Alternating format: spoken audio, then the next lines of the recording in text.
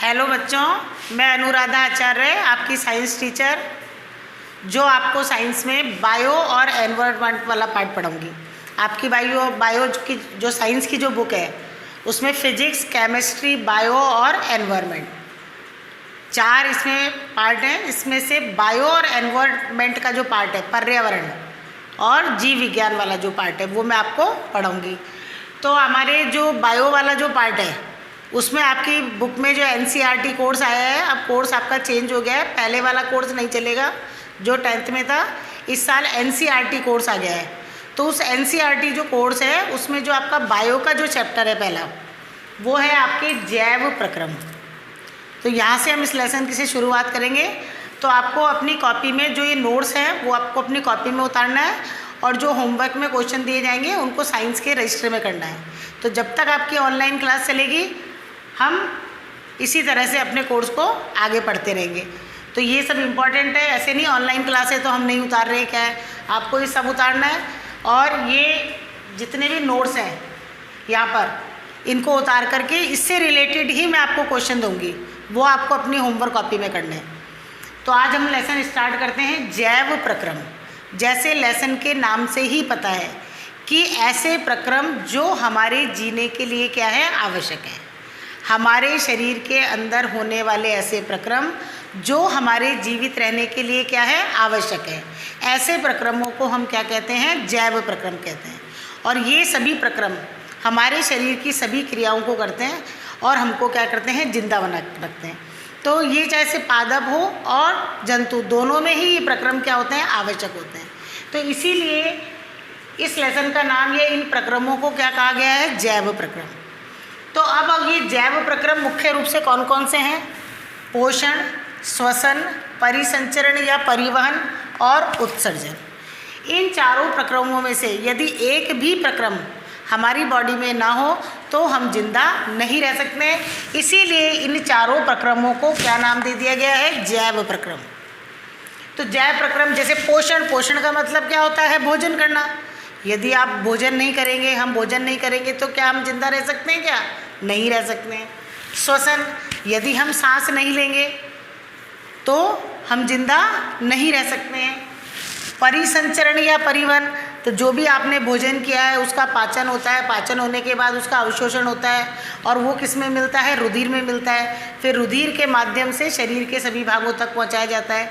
इसी तरह से जो आप सांस में आप ऑक्सीजन ले रहे हैं वो ऑक्सीजन भी किस में मिलती है, रुधिर में मिलती है। फिर रुधिर के माध्यम से पूरे शरीर में पहुँचती है। तो ये क्या कहलाता है, परिसंचरण। या एक भाग से दूसरे भाग तक जितने भी आवश्यक पदार्थ हैं उनको पहुंचना, या अपशिष्ट पदार्थों का एकत्रित होकर आना। तो ये चीज़ भी परिवहन, यानी ब्लड का सर्कुलेशन नहीं होगा तब भी हम जिंदा नहीं रह सकते हैं। नेक्स्ट है लास्ट, उत्सर्जन।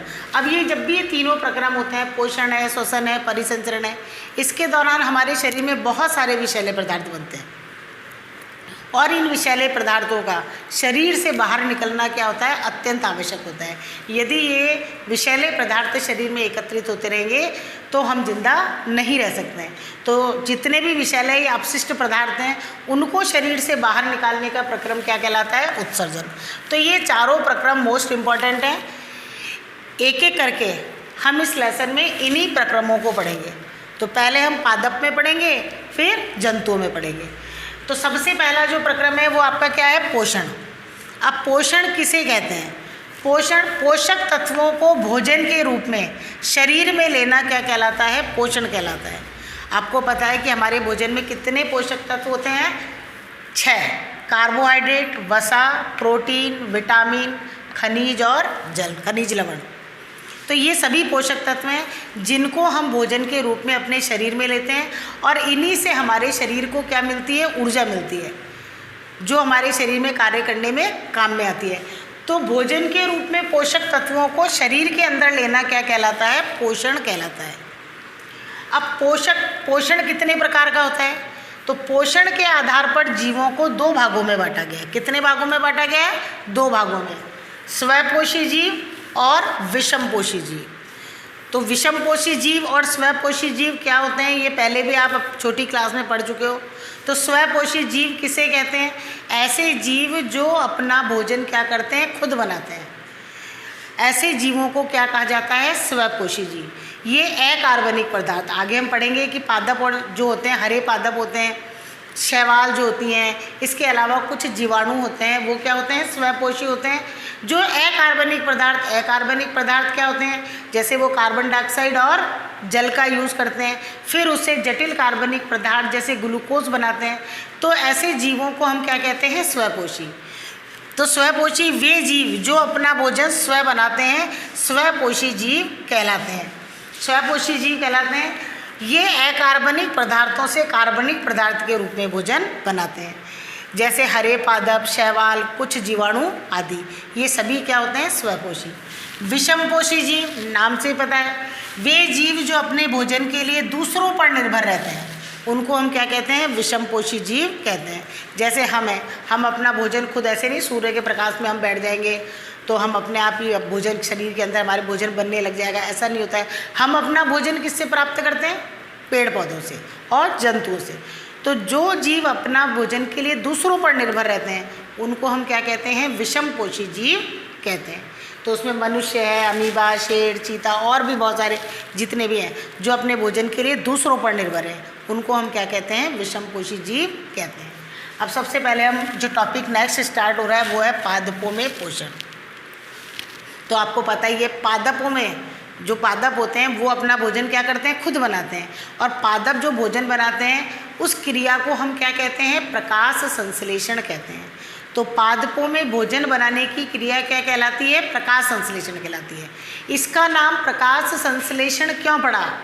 इसको प्रकाश संश्लेषण क्यों कहा गया? क्योंकि भोजन का संश्लेषण किसकी उपस्थिति में होता है?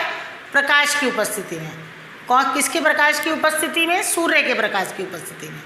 तो भोजन का संश्लेषण, संश्लेषण का मतलब बनना, भोजन का संश्लेषण किसकी उपस्थिति में हो रहा है? सूर्य के प्रकाश की उपस्थिति में। इसीलिए इस प्रक्रिया को या इस प्रक्रम को हम क्या कहते हैं? प्रकाश संश्लेषण कहते हैं।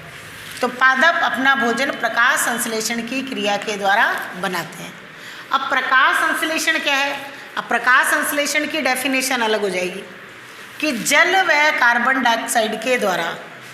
तो ये जल और कार्बन डाइऑक्साइड कौन से पदार्थ हैं? अकार्बनिक पदार्थ। सूर्य के प्रकाश की उपस्थिति में, किसकी उपस्थिति में? सूर्य के प्रकाश की उपस्थिति में क्लोरोफिल की सहायता से। अब क्लोरोफिल किस में पाया जाता है? पत्तियों में। आपको पता है भोजन बनाने का कार्य कौन करती हैं? पत्तियां करती हैं। पत्तियों के अंदर क्लोरोप्लास्ट होता है, क्लोरोप्लास्ट के अंदर क्या होता है? क्लोरोफिल। क्लोरोफिल जो होता है वो मुख्य वर्णक होता है। ये क्या है? पादप वर्णक। क्लोरोफिल क्या होता है? पादप वर्णक, जो किसके अंदर पाया जाता है? पत्तियों में पाया जाता है। तो क्लोरोफिल की सहायता से किसके रूप में? ग्लूकोज या शर्करा के रूप में भोजन बनाने की प्रक्रिया को क्या कहते हैं? प्रकाश संश्लेषण कहते हैं। और ये सभी प्रकाश संश्लेषण की क्रिया कौन करती हैं? पत्तियां करती हैं। तो ये आपके प्रकाश संश्लेषण। इसके बाद ये रिएक्शन है इसकी 6CO2 + 12H2O, सूर्य का प्रकाश, क्लोरोफिल, C6H12O6 किसका सूत्र फॉर्मूला है? ग्लूकोज का। और इसमें कौन सी गैस निकलती है? Oxygen, 6O2 + 6H2O। इस तरह से ये रिएक्शन जो है वो आपको याद रखनी है प्रकाश संश्लेषण की। एक नंबर की कभी कभी बोर्ड में केवल रिएक्शन पूछ लेते हैं कि प्रकाश संश्लेषण की समीकरण या रिएक्शन को आप लिखिए। तो ये समीकरण है। प्रकाश संश्लेषण में कौन सी गैस निकलती है? ऑक्सीजन गैस निकलती है, ये तो आपको पता है। श्वसन में पेड़ पौधे और जीव जंतु दोनों कौन सी गैस लेते हैं? ऑक्सीजन। और कौन सी गैस निकालते हैं? Carbon dioxide. लेकिन पेड़ पौधे तुरंत इस कार्बन डाइऑक्साइड का उपयोग कौन सी क्रिया में करते हैं? प्रकाश संश्लेषण क्रिया में। और कौन सी गैस रिलीज करते हैं? ऑक्सीजन। तभी तो हमारे वातावरण में ऑक्सीजन और कार्बन डाइऑक्साइड का क्या बना रहता है? संतुलन बना रहता है। इसीलिए तो कहा जाता है कि पेड़ लगाने चाहिए। जितने ज़्यादा पेड़ होंगे उतनी ही ऑक्सीजन गैस निकलेगी, प्रकाश संश्लेषण की क्रिया होगी और वातावरण क्या रहेगा? शुद्ध रहेगा। तो आजकल कार्बन डाइऑक्साइड की मात्रा बढ़ रही है, प्रदूषण बढ़ रहा है, ऑक्सीजन का लेवल क्या हो रहा है? कम हो रहा है। इसीलिए कहा जाता है कि पेड़ लगाने चाहिए, क्योंकि पेड़ पौधे प्रकाश संश्लेषण की क्रिया के द्वारा भोजन तो बनाते ही हैं, लेकिन उसके साथ में कौन सी गैस रिलीज करते हैं? ऑक्सीजन गैस रिलीज करते हैं। तो यदि आपसे पूछा जाए प्रकाश संश्लेषण का मुख्य उत्पाद क्या है, जब तो आप लिखोगे ग्लूकोज। ग्लूकोज बन रहा है ना मुख्य उत्पाद। और पूछा जाए प्रकाश संश्लेषण का उप उत्पाद क्या है, तो आप क्या लिखोगे? ऑक्सीजन। जो ऑक्सीजन है वो उप उत्पाद के रूप में निकलती है। अब इसके बाद नेक्स्ट टॉपिक है प्रकाश संश्लेषण के दौरान होने वाली घटनाएं। अब ये भी इम्पोर्टेंट क्वेश्चन है कि प्रकाश संश्लेषण के दौरान होने वाली घटनाएं बताइए। जब प्रकाश संश्लेषण की क्रिया होती है तो कौन कौन सी घटना होती है। तो पहली है क्लोरोफिल के द्वारा प्रकाश ऊर्जा का अवशोषण। अभी मैंने आपको बताया कि क्लोरोफिल किसके अंदर होता है, पत्तियों में, पत्तियों के अंदर। तो जब पत्तियां पेड़ों पर लगी रहती हैं और जब पत्तियों के ऊपर सूर्य का प्रकाश पड़ता है तो क्लोरोफिल जो होता है वो प्रकाश ऊर्जा को क्या करता है, अवशोषित करता है। तो पहली घटना क्या हो गई, क्लोरोफिल के द्वारा प्रकाश ऊर्जा का अवशोषण। दूसरी है प्रकाश ऊर्जा का रासायनिक ऊर्जा में परिवर्तन। अब ये एक प्रक्रिया होती है भोजन बनाने की, तो जो ये प्रकाश ऊर्जा होती है वो कौन सी ऊर्जा में परिवर्तित हो जाती है, रासायनिक ऊर्जा में। तथा जल का हाइड्रोजन व ऑक्सीजन में अपघटन। अपघटन का मतलब क्या होता है, टूटना। तो जल किसके अंदर टूट जाता है, हाइड्रोजन और ऑक्सीजन में। इसके बाद में तीसरा कार्बन डाइऑक्साइड का कार्बोहाइड्रेट में अपचयन। अब जो कार्बन डाइऑक्साइड होती है उसका अपचयन किस में हो जाता है, कार्बोहाइड्रेट में। अपचयन क्या होता है, ऑक्सीकरण क्या होता है। तो ऑक्सीकरण और अपचयन की परिभाषा आपको पता ही है दोनों। ये हाइड्रोजन का निकलना क्या कहलाता है, हाइड्रोजन का जुड़ना क्या कहलाता है, अपचयन, और निकलना क्या कहलाता है, ऑक्सीकरण। और यदि इसी डेफिनेशन को हम ऑक्सीजन से बोलें तो ऑक्सीजन का जुड़ना ऑक्सीकरण और ऑक्सीजन का निकलना अपचयन। लेकिन जब यहाँ पर अभी बताया आपको जल टूटता है, तो जल ये टूट रहा है, ये जल के जब टूटेगी हाइड्रोजन, तो हाइड्रोजन किस में जाकर जुड़ जाएगी, कार्बन डाइऑक्साइड में, और क्या बनाएगी, ग्लूकोज। तो हाइड्रोजन जुड़ रही है तो हम क्या कहेंगे कि कार्बन डाइऑक्साइड का कार्बोहाइड्रेट में क्या हो जाएगा, अपचयन हो जाता है। तो ये आपके प्रकाश संश्लेषण की तीनों घटनाएं। तो आज हमने पढ़ा कि जैव प्रक्रम क्या है। तो जीने के लिए या जीवित रहने के लिए जितने भी प्रक्रम होते हैं जो हमको क्या रखते हैं, जीवित बना के रखते हैं, ऐसे प्रक्रमों को हम क्या कहते हैं, जैव प्रक्रम। 4 इंपॉर्टेंट प्रक्रम है, मैंने आपको बता दिया। एक एक प्रक्रम को हम पढ़ेंगे, सारे प्रक्रम पढ़ेंगे, मानव का भी पढ़ेंगे और पादपों में भी। सारे प्रक्रम जो भी है चारों, वो पादपों में भी पढ़ेंगे और मनुष्य में पढ़ेंगे। आपके इस लेसन में, जैव प्रक्रम वाले लेसन में यही हैं, चारों प्रक्रम पादपों में और मनुष्य के अंदर है। इसके बाद में मैंने आपको बताया क्वेश्चन। अब इसी से जो ये नोट्स हैं ये तो आप अपनी कॉपी में उतारना, और इससे रिलेटेड मैं आपको क्वेश्चन दे रही हूँ, आपको अपनी होमवर्क कॉपी में करना है। क्वेश्चन नंबर आपको पहला करना है, पोषण किसे कहते हैं।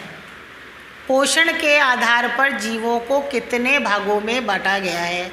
क्वेश्चन नोट कर लेना, पोषण किसे कहते हैं, पोषण के आधार पर जीवों को कितने भागों में बांटा गया है, उदाहरण देकर बताइए। तो स्वपोषी जीव और विषमपोषी जीव। दूसरा क्वेश्चन आप लिखेंगे, प्रकाश संश्लेषण किसे कहते हैं, प्रकाश संश्लेषण के दौरान होने वाली घटनाएं बताइए।